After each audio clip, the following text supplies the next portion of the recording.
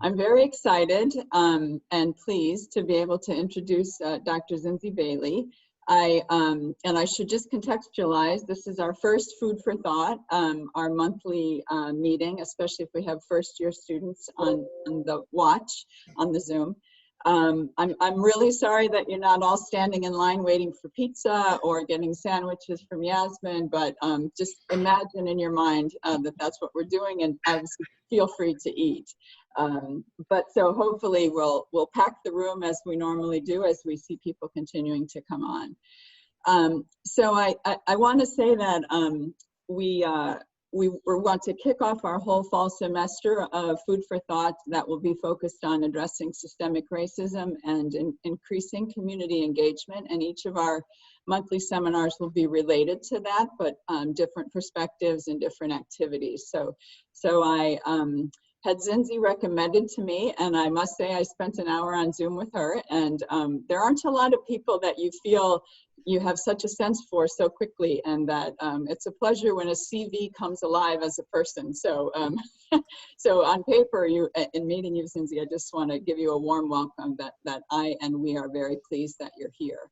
Let me just do, and I promised Zinzi that I wouldn't give a very long intro because I wanted to get right to what she's doing, but it also, I really want to give you some intro, Zinzi, and we'll still have time for your talk and for good discussion, which is the plan. So as you might have picked up from some of the communications, Zinzi's currently at the University of Miami School of Medicine, where she's an assistant scientist in the J. Weiss Institute for Health Equity in the Sylvester Comprehensive Cancer Center. She's also a managing director and founder of Health Equity Research Solutions in South Miami, Florida, as well as the associate director for a program that many of you may know, the Research Leadership and Practice Interdisciplinary Research Leaders Program funded by RWJ Foundation. So the reason I point out those three varying roles is I think it highlights the various types of activities that research and community and advocacy oriented activities that Zinzi does and has been doing actually, and her work, and I imagine this is what she'll talk about, but is I think an impressive intersection of research interests that sort of synergistically can address cancer, criminal justice, place-based interventions, and housing, really as it relates to the impacts really of and solutions for addressing structural racism and advancing social justice in that effort. Her academic history is that she received her bachelor's degree from Princeton in Public and International Affairs, then got an MSPH in Global Epidemiology at Emory University, and received her Doctor of Science in Social and Behavioral Sciences from Harvard. So those are the formal things that I thought it would be important for you to know about her. I just want to say a couple of other things.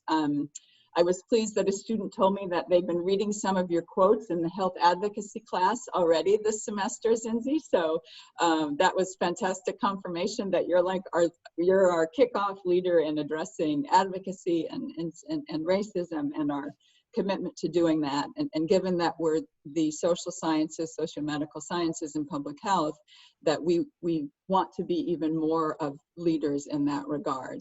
I must say the paper Bob was just addressing, that the review of structural racism in the Lancet in 2017 is something everyone I would recommend they read. And it's of course impressive that you're on the Lancet Commission on Public Policy and Health in the Trump era. So we may get to some of those things as well. I will say that it's clear that Zinzi has been out front in addressing the COVID-19 disproportionate impact on communities of color. That may also be a topic that gets woven in today. And then lastly, before I'll turn the space over to Zinzi and her PowerPoint, that really she's been working to dismantle structural racism for years. And that this has obviously been a long-standing issue, and it's just such an honor to have you join us to kick off our series with the experience you have and the passion. And let me just say our plan is for Zinzi to present for about 45 minutes, but hopefully to leave, that will leave us at least 30 minutes for real discussion about what we take from her work and her thoughts and her motivation, and how we can use that in building even further and stronger what we can do to address racism through SMS. So I'll turn it over to you now, Zinzi. If you can let me know there you go, if you need anything from Yasmin or me. Thank you so much for that lovely introduction. I didn't know it was going to be like that. So, so thank you so much. It's a pleasure to be here, even if it is virtual and not allowing me to come back to New York City. I do have a position change as of Monday. I became a research assistant professor. So it's been a long time coming, but here we are. So also I will mention that I did work for the New York City Department of Health and Mental Hygiene under Dr. Mary Bassett. So some of this work stems from that period of time. So definitely a lot of the conceptual work and the Lancet article was kind of invested in by Dr. Bassett. And, I was allowed to have the time to put that together, right? With the help of my colleagues. So with that said, I'm gonna get into this presentation, and I hope this was evocative to some people and hit home in certain ways. I'm definitely at this moment, I'm contextualizing this presentation within this moment because I think we're at a moment of potential reckoning, and we have to think about moving beyond lip service, and leveraging what we have in terms of interdisciplinary health research towards the end of racial equity. So that is where I'm coming from here. So hopefully we'll be able to do that kind of contextualization through identifying the synergistic pandemics that are at play here. You can talk about many different pandemics that are going on at this point too. And then kind of review some of the theoretical underpinnings of the study of health inequities and structural racism, and highlight, kind of do a deeper dive into racial and ethnic residential segregation and how it operates within structural racism. Really also thinking about the Bronx in specifically, kind of highlighting some of the elements that we can highlight from a New York City context that have broader implications, right? And have implications for our current response and narrative. And then I hope that we can start discussing how the Socio-Medical Sciences Department is uniquely situated to leap forward in the science of structural racism, and for that not just to be science of admiring a problem, but being able to act on it and suggest solutions. So where are we, right? In December 2019, which seems so long ago, it seems like several years have passed since then, the first cases of a pneumonia of unknown cause were reported in Wuhan, right? COVID-19 essentially developed, and we gave it a name, right? An infectious disease caused by the novel coronavirus, right? And it spread to such a state to become a pandemic by March 11th, right? But as that spread, so did racist and xenophobic rhetoric around its origins, and instances of racial stigmatization and violence against people of Asian descent. Our very president, put out a lot of communications dubbing COVID-19 as the Chinese virus. And kind of that rhetoric was fueled into sentiments and acts of violence, right? And this overt racism and racialization of the disease is it's not new in the United States, but it's newest iteration of how we've kind of approached this. And while a lot of the rhetoric is solely rhetoric, I think that words have deep meaning and they mobilize people, right? So we did not approach the pandemic and how it was moving forward in that way. If we're focused on the rhetoric of xenophobia and racism, we can't be really focusing on the public health issues at hand, right? And it revealed, as we went about this pandemic, kind of leadership vacuums in the current administration, deep structural inequities, namely through racism in the United States, and the systematic dismantling of the social safety net, especially since the 1980s, all of which combined together to have a policy recipe for structural vulnerability to the impacts of this pandemic, right? And we are at over 200,000 deaths today.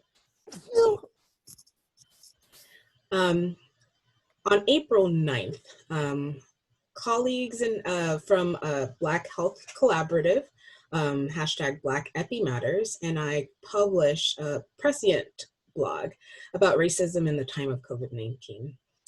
When we just gotten some initial reports of disparate outcomes by race and ethnicity. In that blog, we reiterated that while COVID-19 originally touted as being largely indiscriminate in its transmission, its spread within a society steeped in structural racism leads to disproportionate impacts among marginalized racial and ethnic groups in this country, right? And this disproportionate propagation has been heightened by an uncoordinated national response to the forewarned pandemic and test regime. We were grounded in critical race theory and intersectionality frameworks, such that we emphasized the need for ensuring that data collection on COVID-19 is linked to more complete information on race, ethnicity, immigration status, indigenous status, other social determinants of health, and explicit indicators of structural racism. For example, elements, how it's operationalized into racial residential segregation. So essentially what we were trying to get at is that COVID is not operating on a level playing field. Since then, we've moved into a little bit more complete information about the disparate impact on Black, Indigenous, Asian, and Latinx communities. But we are still faced with incomplete data, questions about the data, and questions about the causes of these disparities, right? So we're seeing continuous, like almost pretty consistent disparities amongst Black Americans, Indigenous Americans. There have been numerous ways that we could slice and dice based on the information that we have thus far, but it's pretty clear that there are disparate impacts. However, the narrative in science-centered has thus far centered or originally centered on race ethnicity as risk factors for severe disease, primarily through kind of so-called underlying conditions or comorbidities, and there have been some genetic arguments. So thinking about prevalence of obesity, high blood pressure, diabetes, thinking about genetic factors that would make someone more salt sensitive, all sorts of arguments, but they're clearly not sufficient, right, for explaining what we are seeing. They're pointing out those kinds of things rather than highlighting the fact that essential workers are, with the most, they have the most frequent proximity to others. most essential workers with the most frequent proximity to others are also those who are less likely to be visible. So they're not necessarily going to be the doctors or firefighters, and they're more likely to be low-wage workers of color. And of course, over time, this is a historical kind of thing that's playing out. Social justice warriors have shown up to highlight the pre-existing underlying pandemic of structural racism, highlighting that race isn't the cause, or not the primary cause, is racism is, right? So COVID-19 is not spreading on a level playing field, right? Racism is embedded within our social fabric, the infrastructure, the investments, public policy, and drive health inequities. And through tropes of undeserving poor people of color and scapegoating those who, those tropes,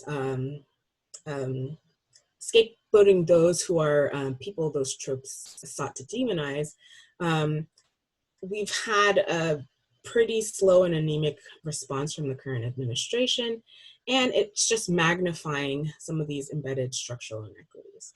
Namely racism. So racism, this is the same racism that is, has systematically dismantled or contributed to the systematic dismantling of American social safety net and created this policy recipe for structural vulnerability. So that's what I've, what I've talked about in a nutshell. If you get anything from it, it's this, right? However, this same racism drives the deaths of so many at the hands of law enforcement and common vigilantes. We've also witnessed quite a bit through this year, including and not limited to Mr. George Floyd. So on May 25th, Mr. George Floyd was murdered by a police officer in Minneapolis, Minnesota, with bystander footage reaching the internet the next day, right? Essentially, this egregious action on the part of Minneapolis police set off a global protest demanding justice, not just for George Floyd, but for so many impacted by racism. For many, Mr. Floyd's lynching it unleashed kind of global rejection of entrenched US racial hierarchy and the enduring global enterprise of white supremacy that it supports, right? Or supports it. And it launched one of the largest protest movements in the United States and probably global history, right? And as kind of a part of this, just a few days after Mr. Floyd was murdered, companies like Peloton and SoulCycle and beyond were sure to post statements and send emails declaring that Black lives do in fact matter to them. And stemming both from both the murder of Mr. Floyd as well as the growing evidence of disparate outcomes for Black, Indigenous, Latinx, and many other people of color. However, this relatively rapid turnaround has caused some emotional whiplash, particularly in Black communities, and has many wondering what the statement or the support of a statement like Black Lives Matter really means. In other words, if Black Lives Matter, how is that reflected in the organization and in how the organization and its members operate, right? So essentially, there was a call for these companies to really reckon with how they're using labor of people of color in disproportionate ways and inequitable ways, and how they could change their internal structure. But I would say that people have also called for more systemic changes beyond the kind of internal diversity and inclusion measures to think about structural change from corporate America, right? So As Nicole Hannah-Jones, a domestic correspondent for the New York Times Magazine and the lead creator of the 1619 Project notes,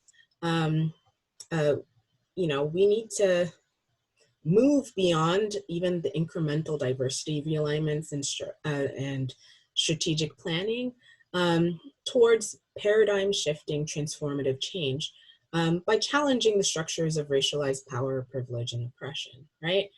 Specifically, she notes, how are corporations using the power that they have in Congress, the power that they have to force the mayors of cities to do things to make those cities more equitable, right? What would it mean for major corporations to join the fight for school integration, right?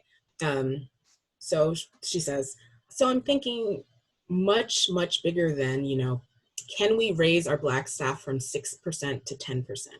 That's very minimal if we're talking about a moment of reckoning. There are much, much bigger societal issues that corporations often drive, and corporations certainly could be pushing at a bigger level, right? But why am I talking about corporate America at this point? I use the example of corporate America to create a corollary with the public health field, whereby similar questions can be asked of every institution and every department. If Black Lives Matter, how is that reflected in how the organization and its members operate, right? Despite growing interest in understanding how social factors drive poor health outcomes, many academics, policymakers, scientists, elected officials, journalists, and others really responsible for defining and responding to the public discourse remain reluctant to identify racism as a root cause of racial health inequities. I think that's true today, as true as it was in 2017. And I argue that the need to pair public health efforts with a commitment to dismantling the real structural and institutional drivers of health inequity is made more clearly now than ever. In the 2017 Lancet article, we defined structural racism as the totality of ways in which societies foster racial discrimination via mutually reinforcing inequitable systems, for example, in housing, education, employment, earnings, benefits, credit, media, healthcare, criminal justice, etc., that in turn reinforce discriminatory beliefs, values, and distribution of resources. This in turn is reflected in history, culture, and interconnected institutions. This is the same structural racism that's at play in corporate America as it is in public health. So we can think about, going back to this current COVID-19 pandemic, we can use as example, New York City. We can see that it, as one of the cities to release some of the most complete data, we can see that racially and economically segregated neighborhoods have been the hardest hit, right? Early on in the pandemic, Western Queens popped up, for instance, regarding the number of ER visits for flu-related symptoms, right? Which were characteristic of COVID-19. And then we got to see that play out even further. But those ER visits were over 6 times higher than the total for the total city average, right? And what was highlighted at the time is that 35% of the total population is defined as service workers, meaning that they work in healthcare, support food prep and serving, building, cleaning and maintenance industries, etc. While 61% of the neighborhood is rent burdened, right? It's also the 3rd most crowded, overcrowded neighborhood in New York City per the 2018 data. Similarly, it's not the only area. That's what came out in the news at first, right? But similar things can be said of the Bronx, for example, which, there's the whole issue of it being rated 62 of 62 counties in the Robert Wood Johnson Foundation County Health Rankings consistently, right? There's more at play here. You may be familiar with this article, which features one of your very own. In this article, the Bronx became the subject of a New York Times article highlighting the death towers, supposedly. And so while this highlighted some key issues and also identified some missed opportunities on the part of the response from the city, oftentimes there was a tendency to provide static images and narrative of individualized poverty, disadvantage, and the most recent response without having a historical racialized context, which I would argue stigmatized the neighborhoods in the Bronx and missed the mark on identifying the real issues and factors driving the current resources, layout, environment of the Bronx, right? By focusing on individuals and very individualistic components of it, it paints a specific picture without the historical element added in, right? So why should we care about these like kind of missing pieces, right? Many in our field ask, why does the distinction of drivers and context matter for this? It's a simple article, right? But for me, I go by the words of Martin Luther King Jr. In that the prescription for the cure rests in the accurate diagnosis of the disease, right? So we need to fully understand what we're facing here and understand the racialized context, the historical context, the political context of the pandemic and how it's being experienced by different folks across, New York City, but essentially the country, the world, right? You have probably seen something to this like this kind of bar high upstream downstream kind of framework of conceptualizing health and health inequities and thinking about moving further upstream, right? So on the very right, we have kind of the health inequities or the measurements of health, thinking about risk factors, thinking about particular diseases and mortality. But then if we move further upstream, we're thinking about living conditions, physical conditions, social environment, work environment, services available. But then if we move further upstream, then we're getting to the institutional inequities in the public-private sector, laws and regulations. But even those things are driven by broader social inequities that are intertwined and interconnected, including racism, sexism, classism, heterosexism. And so oftentimes, this is not new to you, we refer to these areas, these kind of living conditions and potentially the parts of the institutional inequities as social determinants of health. And then some of us also use the term of social determinants of health inequities to refer to these kind of social drivers, social inequities that are drivers of disproportionate social determinants of health, as well as other factors related to health inequities, right? I'm just doing this to set us up for thinking about COVID again, right? And thinking about what the real drivers of the coronavirus are. And I would say that our real drivers of coronavirus are potentially places and settings, and not people's characteristics and comorbidities, right? Like specific individualistic comorbidities. They are more of the policies and practices that produce close living quarters, close working quarters, lack of access to hygiene and personal space, limited access to healthcare, and under-resourced, disinvested, segregated communities, neighborhoods.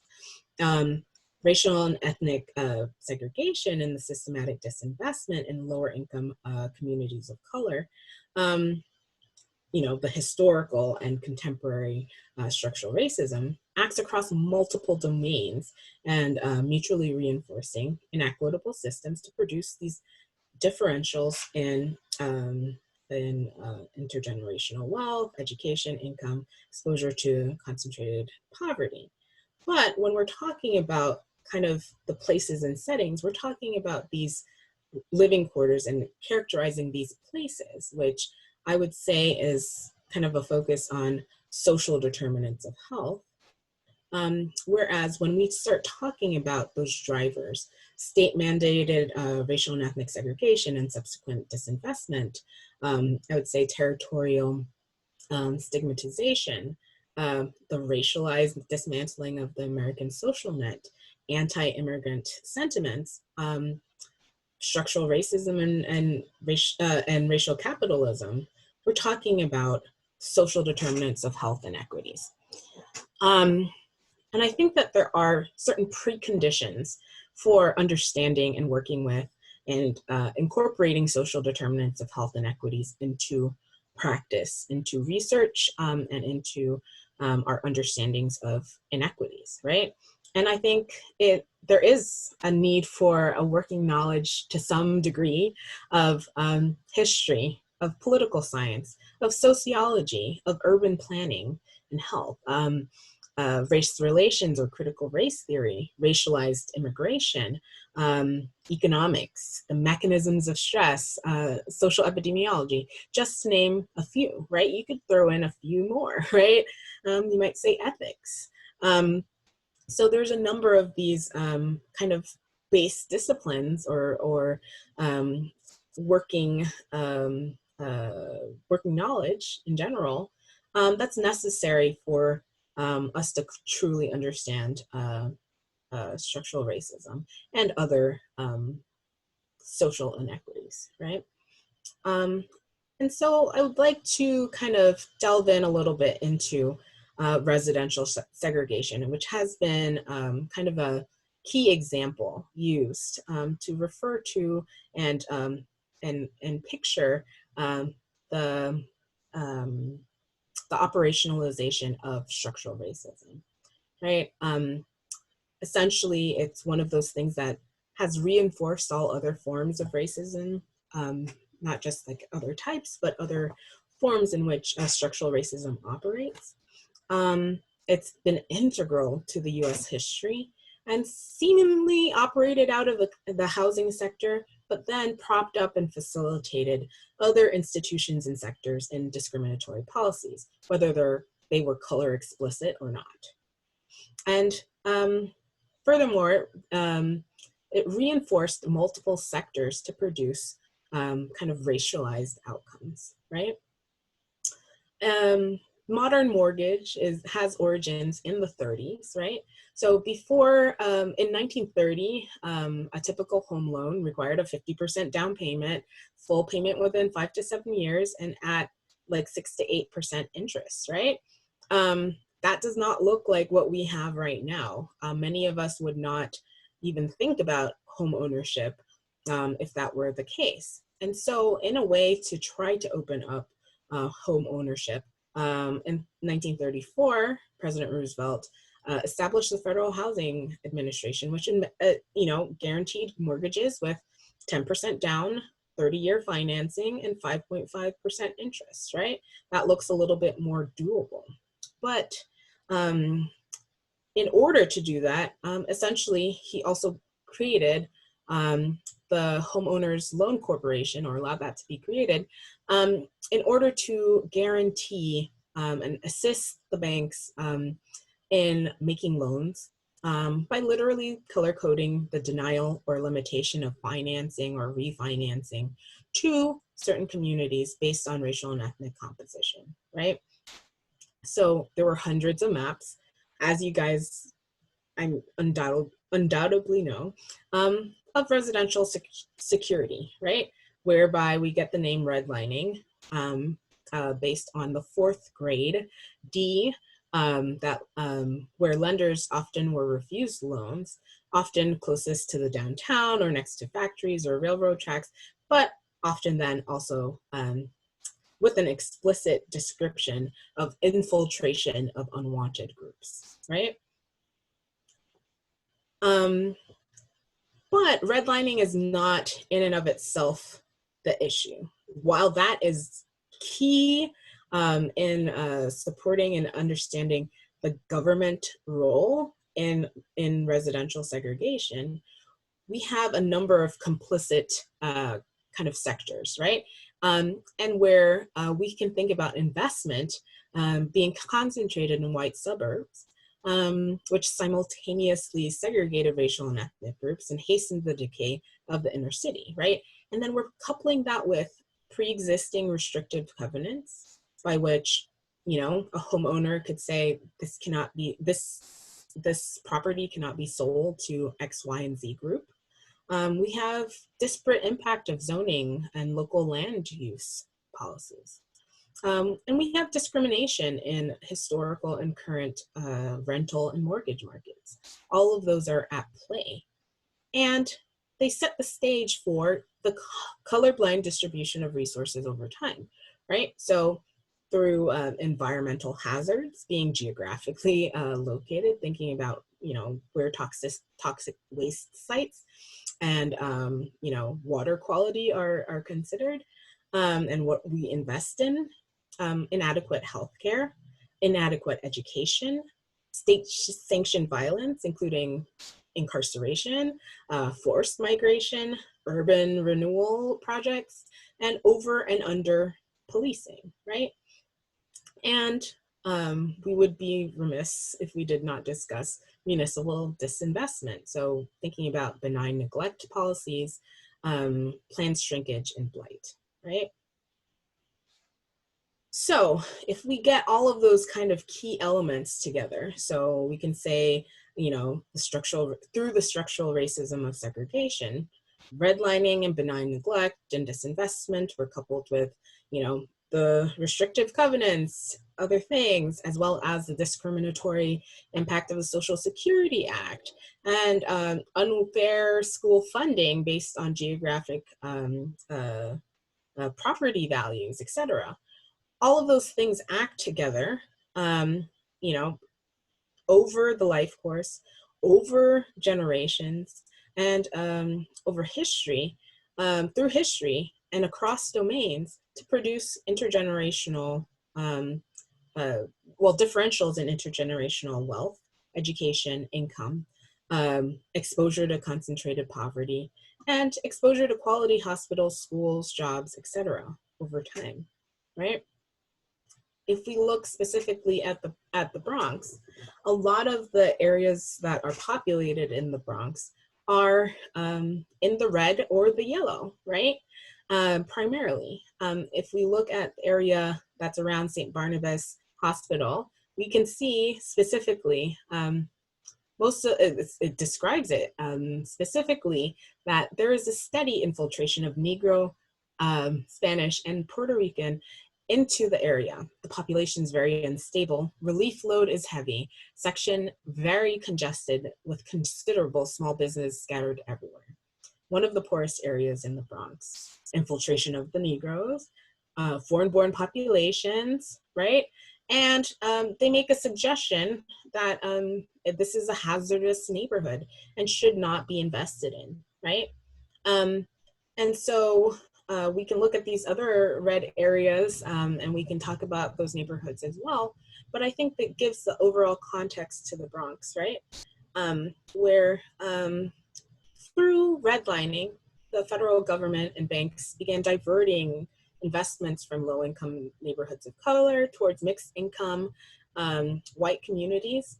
And this practice drove institutionalized racial segregation and devastated places like the Bronx, where landlords could not get financing to make large-scale renovations or sell their properties. Instead, many owners looking to get a return on investment turned to arson, to to recoup the fire insurance money, or did not put in the time to creating the conditions to prevent fires. Consequently, flames engulfed entire neighborhoods, leaving families homeless and businesses destroyed in their wake. The peak level of fires in the 1970s also coincided with the loss of manufacturing jobs and the fiscal crisis of New York City, right?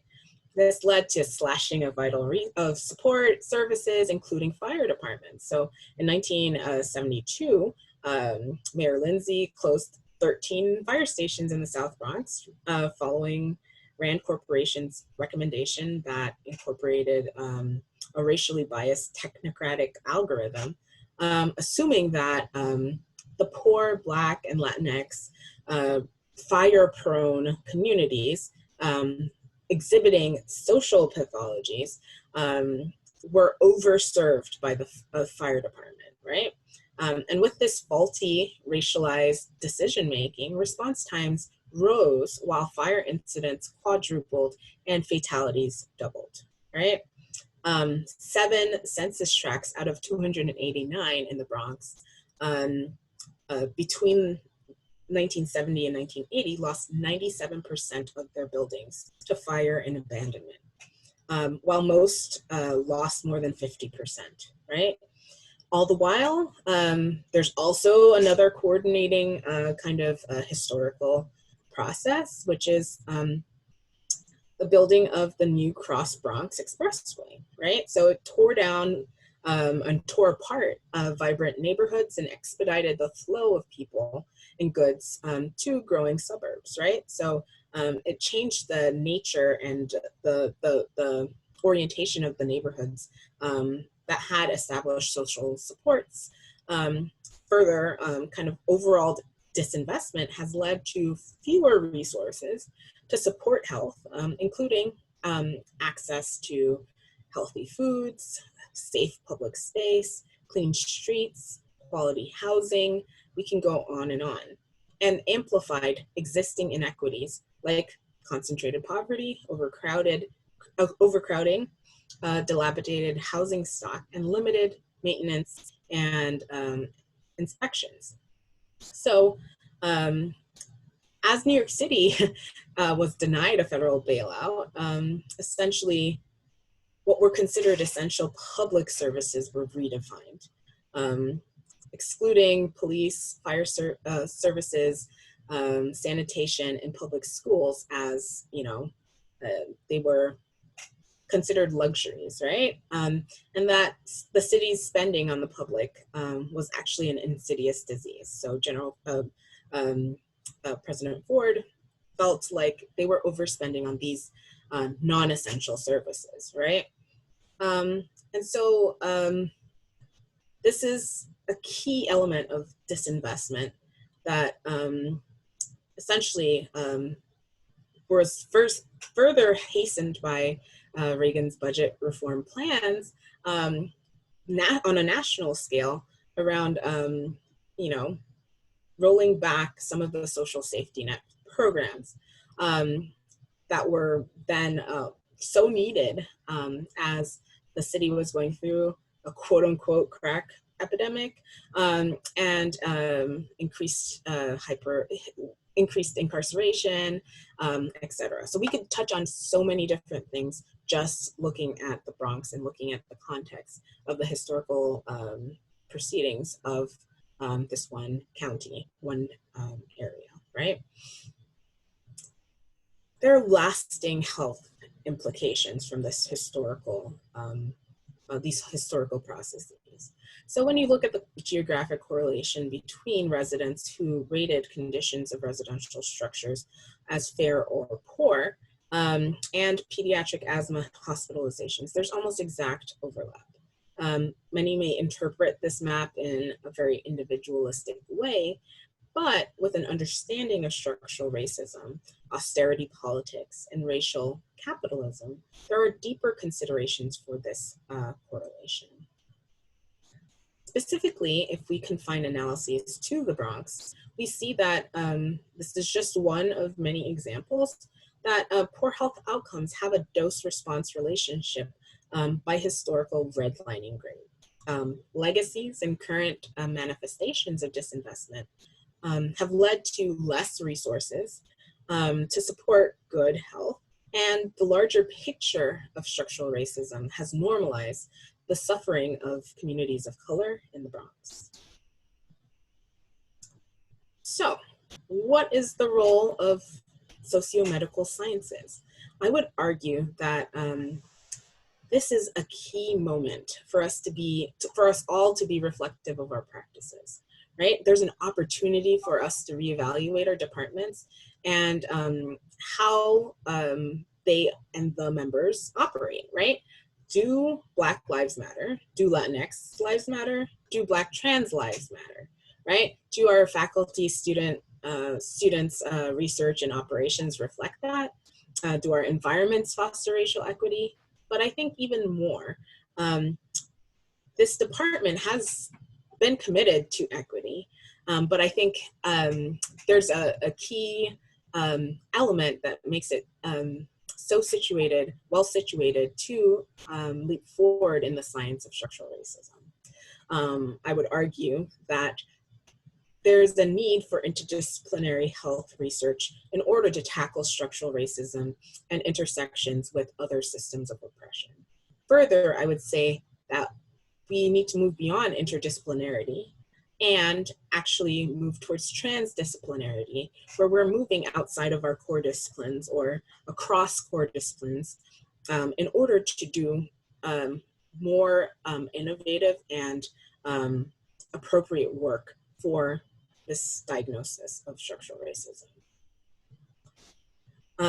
Thinking about measures of residential segregation, Massey and Denton essentially created all of these new measures, these measures of segregation around evenness, clustering, exposure, concentration, and centralization. And one approach has been to kind of modify those a bit and apply that to our current context and modify that, right? Innovate on existing measures. So Krieger and colleagues have started exploring the use of the index of concentration at the extremes, using not only race, but socioeconomic measures, being able to create measures of racialized economic segregation that better reflect segregation. Also thinking about existing measures that have been kind of modified. Dr. Sherelle Barber and I have been exploring the potential of using Geddes or local G statistic, traditionally used as to measure spatial clustering of segregation. So being able to modify that to some degree in order to measure spatially concentrated measures of structural racism. But it does require creating new measures of structural racism and thinking about innovations in statistical approaches. I think sociomedical sciences is uniquely situated to be able to incorporate elements of epidemiology, sociology, politics, history, all of these into, and biostatistics, into new measures, right? And pushing where we can go with our research. Also, if we need to create these measures of new measures of structural racism, we can build on what has been out there, right? So in 2018, Gruss et al. Published a systematic review of methods used to quantify structural racism and cited over 20 articles, including those more focused on institutional racism. So essentially, they say, while there may be important distinctions in definitions of structural racism and institutional racism, kind of referring to my conceptualization of structural racism, many academics and non-academics use these terms interchangeably. not, I think there are different ways that people use taxonomies, but for me, in terms of the consistency with what I'm saying or what I've been putting forth around the interlocking systems of oppression, I think there are 4 major articles. More have been published since then, but they have been trying to capture structural racism along multiple different sectors, right? So we could go through all of these summary scores and ways of creating relative proportions around different uh, key sectors.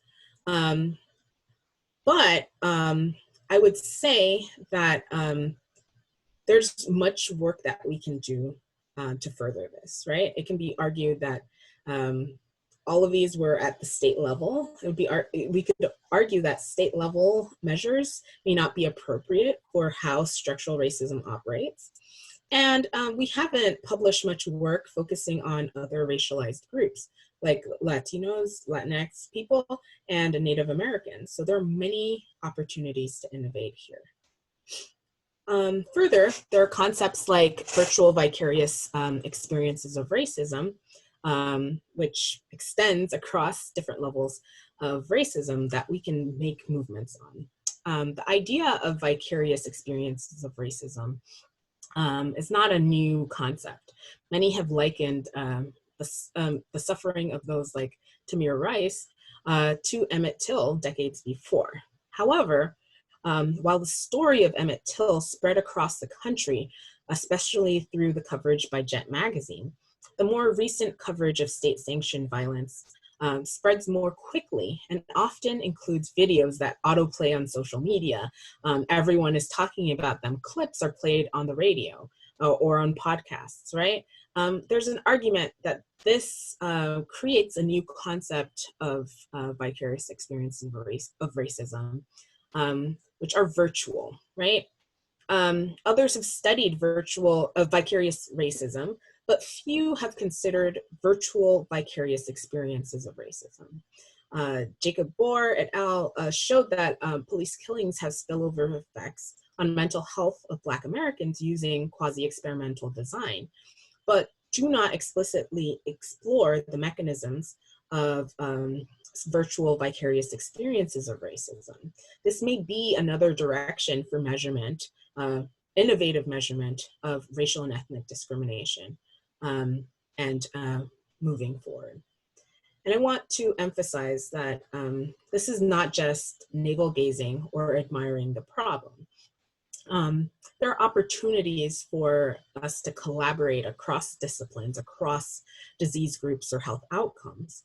And moving from an interdisciplinary approach to a transdisciplinary approach will require boundary crossing, but I think it will be to the betterment of the science and can also have impact on policy and practice. I would argue that the new ways of working will support the reimagining of not just the economy, but also the nation, reimagining our public health systems. And, you know, I think we have to think big at this moment where, you know, so much is going on.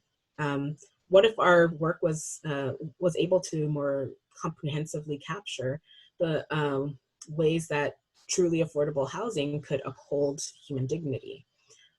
What about if we were thinking about security based not in jails or prisons, but in quality schools and community health services? Many of us have been arguing for this for a while, but I think there are mechanisms and different directions that we can be capturing as we move forward. And I think we can invest and dismantle different components of structural racism in that end. And with that in mind, say thank you, and I hope we can move into a broad discussion.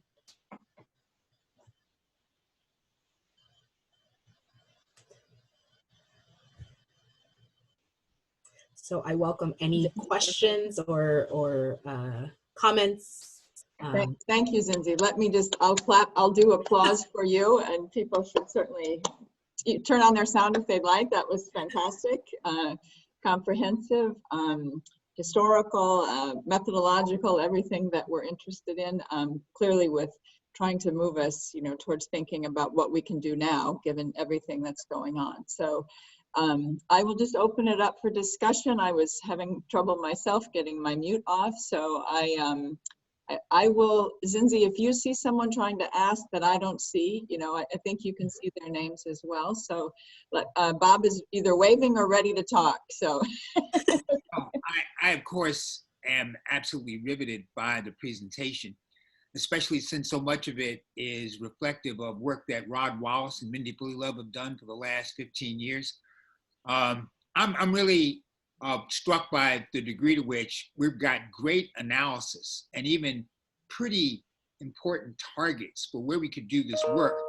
But we're an institution that is so dependent on NIH funding. The issue is always NIH will not fund the revolution. They've made it real clear. If you're not doing a pill, we're not going to help you. So all the ways in which you have identified perfect targets, especially those having to do with housing segregation, where much in the way of federal investment could change things around. You just can't get the federal government to even talk about these things because it never appears as part of a grant announcement where some of us might slice off a piece and say, hey, we can do this. Any thoughts about that? How are you supporting your own work, for example? So I think I'm supporting my work strategically, right? So I would say that number one, with regard to NIH funds, there is a component of my work where I am more focused, or I have framed some of that work around cancer, health inequities, right? Thinking about lung cancer, but thinking about geographic areas. So being able to frame my work in such a way that it's appetizing to NIH, but allows me to also do what is in the NIH grant, but more, right? Like being able to do more with that information. And, you know, I might say geographic variations, but I mean, geographic variations in structural racism and new measures, right? So I think there's that component. But that doesn't get to the kind of more innovative, that's where of the interdisciplinary research leaders. And I think that the model of the program essentially has two researchers of some kind in different disciplines working with a community partner for a community engaged body of research or project that's supposed to be aimed at action, right? Aimed at policy, aimed at eventually intervening on issues of health equity. And, you know, Mindy Love was part of cohort 1, right? So I think that it's a start, right? That needs to be innovated on and expanded. And there are paradigms that we need to bust, right? I think of it as an investment towards gathering a network of people who are like-minded in terms of the general direction of this work and being able to leverage those connections and the funding of Robert Wood Johnson Foundation towards changing the systems that we're a part of, right? So not just having a community-driven project and making sure that we are invested in communities and building relationship in communities. And I will say that community involvement and engagement and partnership is a discipline of its own as well. So each of the community partners are bringing a discipline, right? And I would say that if we're really going to truly change this work, we're going to have a transdisciplinary approach and moving forward with that research and interventions. So that is kind of my broad vision. I haven't completely worked it out yet, and I think that's important to acknowledge and highlight that we're trying to figure this out. And I will also highlight that Deanna is part of the IRL program as well. So I can take any other questions, comments, concerns. Merlin, are you ready? Did you unmute? Go ahead, Merlin. Yeah, a fabulous talk. Thank you so much for doing it. I know Zoom is a tricky thing. I had two questions, and feel free to chuck one of these.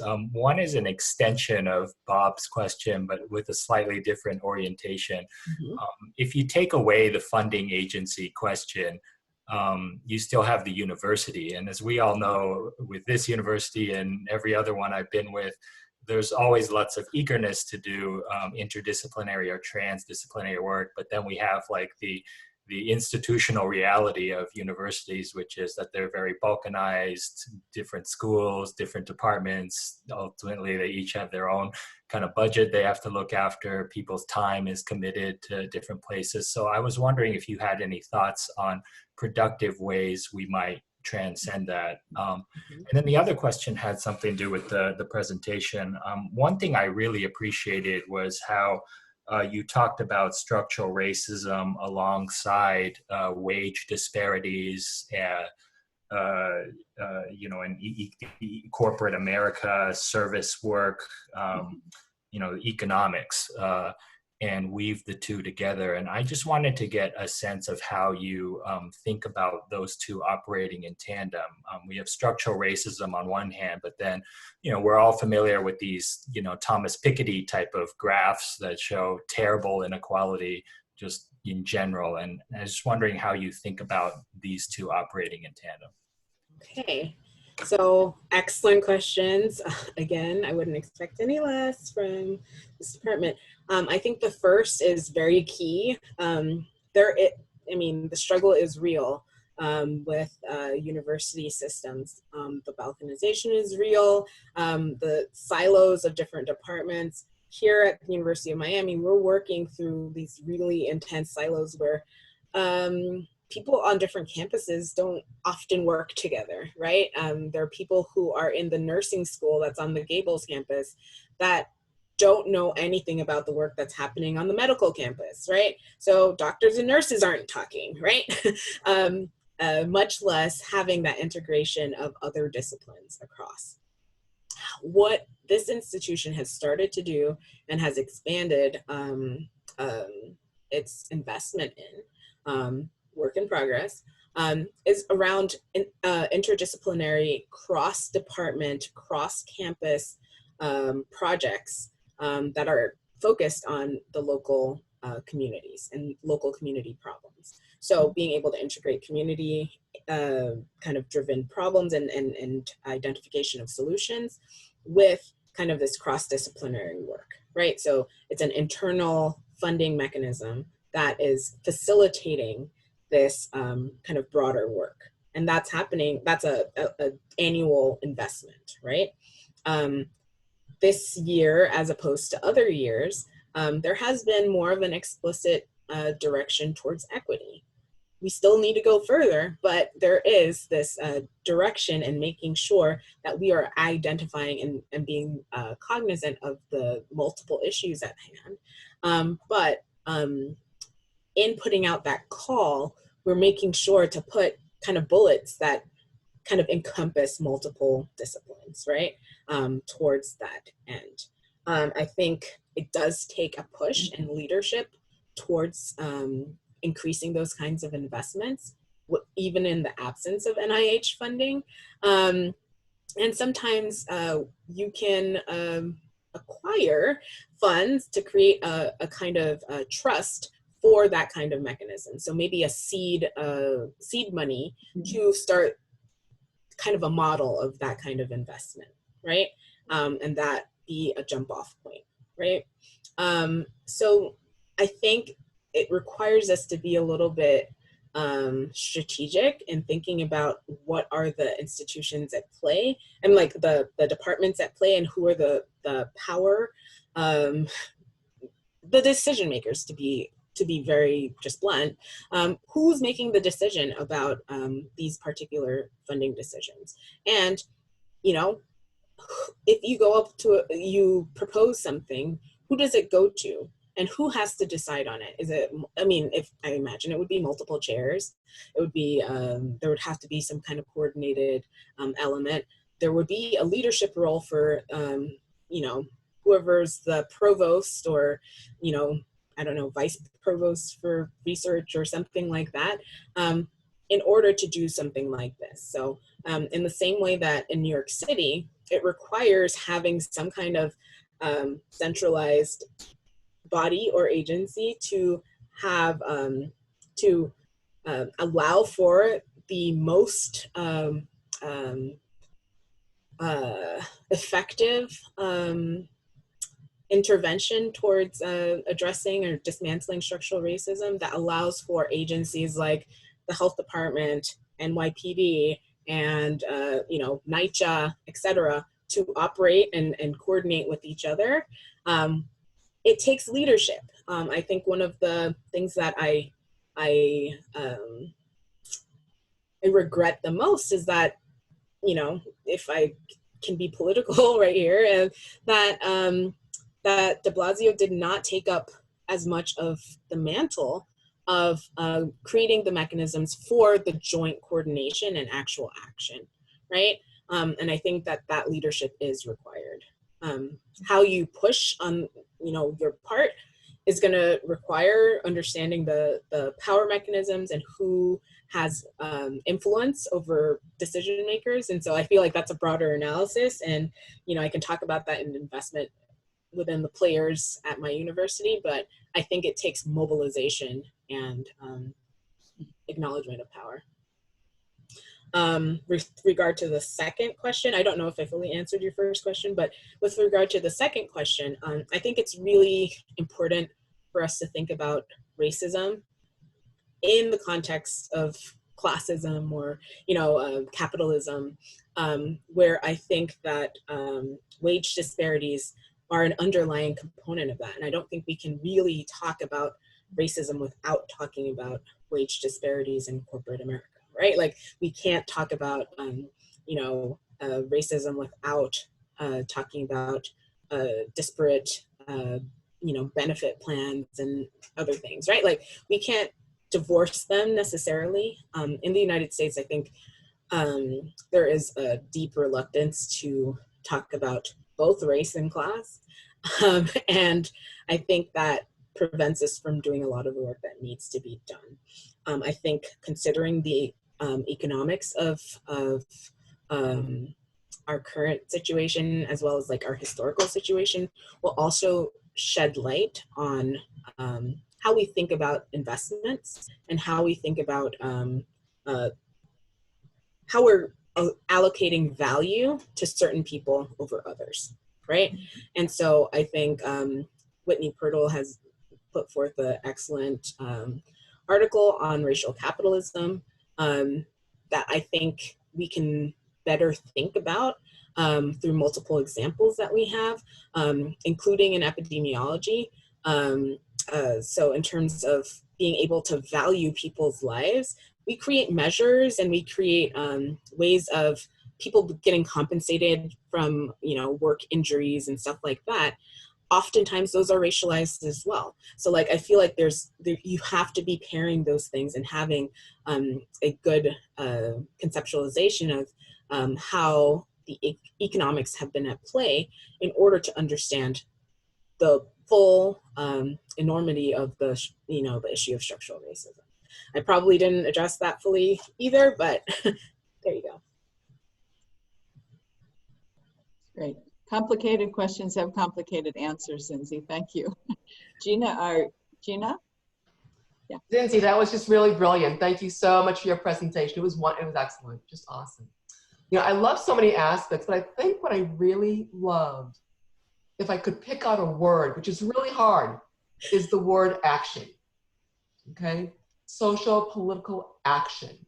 Why don't you think we hear so much about action in public health of all disciplines? How come we don't hear more about it in public health? I feel like that's also a complicated question, right? And so I think there has been a tendency, even within the time that I've been in the public health field, around what's in my lane, right? And what people feel like they have any agency over or what they think they can influence, right? I think I've heard many times around, oh, well, that's an issue for criminal justice. That's an issue for the housing sector. That's an issue for urban planners. That's an issue for, and I think until we all take that mantle and see the connections between these other factors and the action, I think we'll always be at an impasse, right? And so I think the element of action, people often see some of the issues, but they're like, I can't act on it because that's not my role, right? And I think we're going to need to widen our, our lanes and have overlapping lanes in order for us to truly address and have action. In addition, I would say that there has been a lot more work done in terms of providing services or meeting a medical need or something like that, where people are comfortable in what has been done before, right? And I think that, there is, change is scary, and like going into something that you don't know what's gonna come out of it is scary, it's terrifying, right? So I think people don't want to act and then essentially come up with like something that does not work the way that they want it to, etc. So there's a lot of risk involved, and I want to acknowledge that. But I think that the things that might have the most impact might have some of the most risk. Thank you. Great presentation. Excellent points, Zinzi. Emily, did you want to ask a question? Yeah, thanks. So I'm visiting here, but this was a fabulous and really insightful talk. I'm so glad I got to come to it. So thank you for having me. So I was just wondering, I'm at Hopkins right now, but as you think about these COVID-related health disparities, I work at the Center for American Indian Health. We see all sorts of COVID-related health disparities right now. How would you rethink our public health response? I'm thinking about your very first thing on act on a problem. So, I can imagine like we work hard to change some of these structural inequities, but then, how do we actually translate that to, the next wave's coming or the next pandemic? Like how would we rethink that going forward? And maybe that's too broad a question, but I'm just interested in your thoughts on it. It's a big question. So I'm going to touch on just some random components to that. Yeah. And don't read my response as a comprehensive kind of approach. But I think what the first thing would be, who are the people most affected? Who are the people who are involved and who this could benefit, right? What's the change that's needed? You have to be figuring out whether all those people are in the room and they're able to identify some of the issues at hand. Then I think you also have to integrate that within a historical context, issues of trauma, issues of negative experiences with certain systems, and being able to have a short, medium, and long-term plan, right? I think the long-term plan is around those structural issues, the funding of the Indian Health Service, right? It's not an entitlement, right? For, the country's first and primary citizens, right?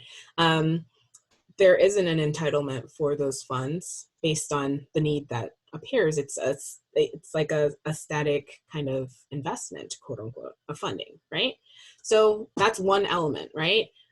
I think that once you are getting into that frame of mind, there might be many other things that are specific to particular communities that you can start modifying the response. I think that a lot of times, like we're facing a lot of issues in terms of, people are thinking about vaccine hesitancy and those sorts of things. When there's a historical precedent of, medical experimentation for so long, we're not going to solve that issue necessarily in like 6 months. Like let's solve it in 6 months. No, we have to acknowledge that these are longer relationships and longer projects that are at hand. We have to start conversations. We have to get to the truth before we can get to the reconciliation. And I think almost a lot of times when we're structuring solutions or structuring next steps, there's like a kind of let's reconcile without necessarily facing all of the truth and hearing people's voices. So I'll just say that. I'll leave it at that. And I see Deanna went off mute. Yeah. Zinzi, there you are. Fantastic talk. You are a woman of my own heart. Anybody that also kind of is able to historically contextualize the issues in the Bronx, to me, is just special.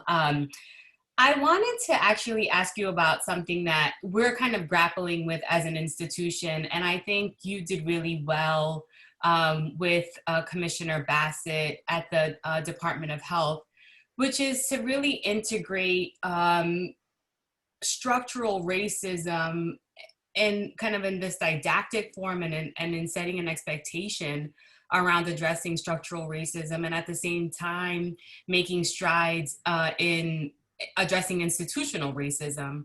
And so, I mean, I know that one of the insights was that, you know, there's a lot of overlap and that these terms are used interchangeably, but if you could just give us like your top line approaches and then what you kind of understood to be some of the impacts of that work, I think it would be helpful for us as we're thinking about our own internal process. So in the Lancet article, I think some of our directions for dismantling structural racism fell along like 3 main lines. So kind of having a place-based, historicized conceptualization, cross-sector conceptualization of solutions, recognizing structural racism, and recognizing that we're not going to dismantle things immediately, right? So to begin with, then we may concentrate on neighborhoods or communities that have been historically disinvested and you know, marginalized in many ways. Also, at the heart of this was also internal reform, right? And so I would say that that's an element of the institutional racism and being able to look internal to our organizations to see not only how racism plays a role within the operations within our organizations, but knowing that there's potentially an impact on how our research, our actions, our services, our general impact on the neighborhoods around us or neighborhoods where we work, that there's going to be impact from that internal operation to what is experienced by people, communities around, right?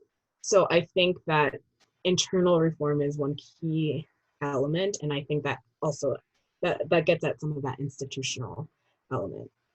Then getting at more of that structural element as well is thinking about how we are learning and how we are educating different people who are the next generation of folks, right? So that also may be an internal reform or institutional reform, but looking at the curricula, right? And thinking about what is being taught, what is being considered. Are we actually having kind of community embedded assignments or service orientations within the context of our work?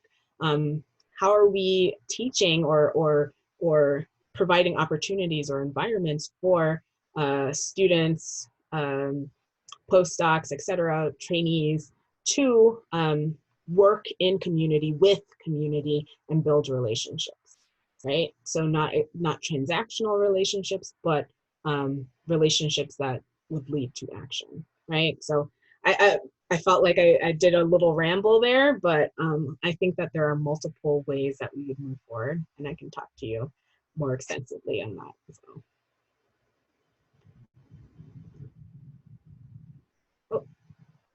Oh, Hi, Zinzi. Okay, got it now. I just want, I'm pleased you mentioned the curriculum, and I just wanted to give a chance. We have a lot of students on we have maybe time for one more question, and I I wanted to just ask if there were any students who wanted to, I know that many of you may not have your pictures on, but I've been trying to go through the screens to see if there's any questions from the students' perspective. Brennan's raising her hand. So if we can take this as a last question, or if there's other burning student questions, does that sound good, Zinzi? Okay, okay, Brennan, yes, please. Thank you. I know I am a student, and I don't know if this is necessarily a student focus on what Dinah had talked about with thinking about institutional changes and things. I'm interested in, my research is on gentrification and health.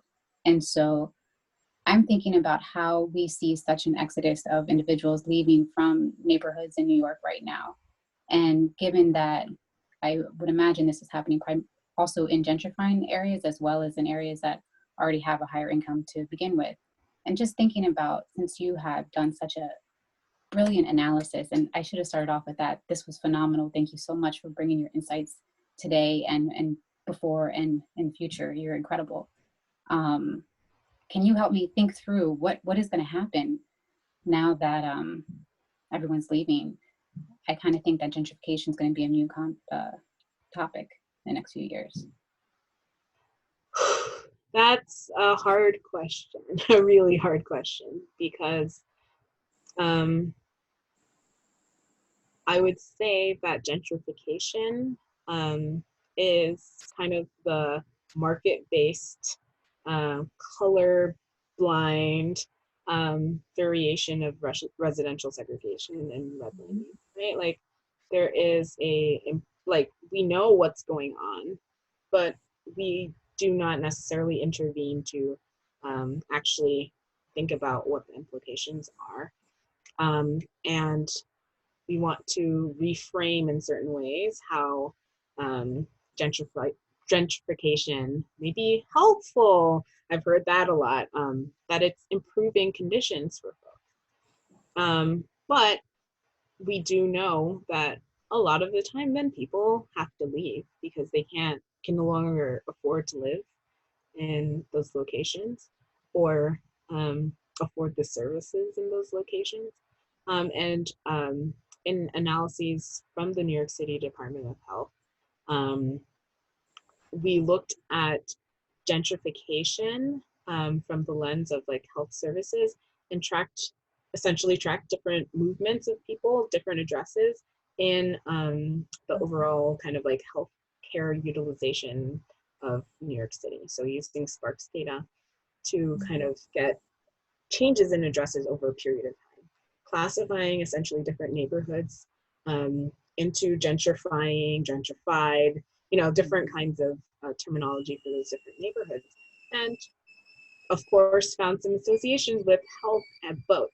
What I think is more important is that we found that there are people who were essentially gentrified from Manhattan into Brooklyn, and then gentrified out of Brooklyn to the Bronx, right? Like, and then they're getting gentrified out of the Bronx to Pennsylvania, right? Like, there are things that are happening across time that we don't even get to see when we do just a simple like neighborhood analysis. People are leaving multiple times to different places. And the experience of one person who is being gentrified, there's a high likelihood they've been gentrified out of their neighborhood before. And I think that's particular to New York City.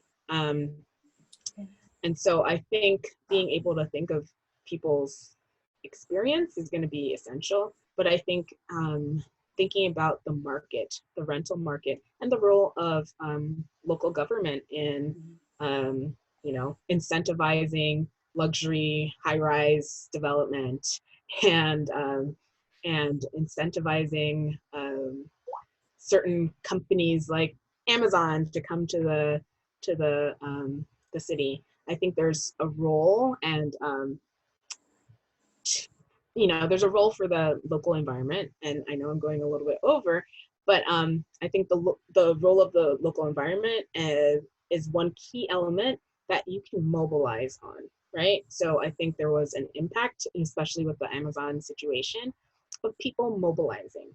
And I think that is a tool that isn't used enough, including by people who are equipped with data and research, right, to mobilize folks around an issue towards the key decision makers around that. So I think things don't look great, but I think this is the time for mobilization. Okay. Thank you. Your hand is still up, Brennan, but are you okay? Good response, okay. Okay, all right. So Zinzi, I think we probably have to wrap. I know we've been giving, people have been commenting, I have to go to class. This has been fantastic. And so people are starting to have to move on. Let me just really sincerely thank you for all of us for such a stimulating presentation.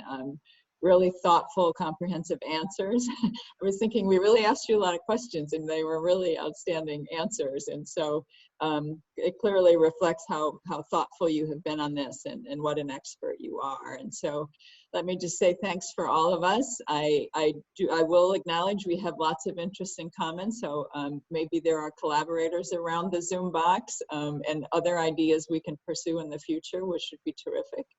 And I guess because it's just after 1, we'll have to close. But thank you for being so intellectually focused, so passionate. And I should say this place is fine to talk about politics, even if we are being recorded. So, all right. Okay, everyone. Thank you so much for having me. Yes, for sure. Thanks for joining, everyone. And Zinzi, I'll just follow up. But again, thank you so much. Thank you. Okay, bye.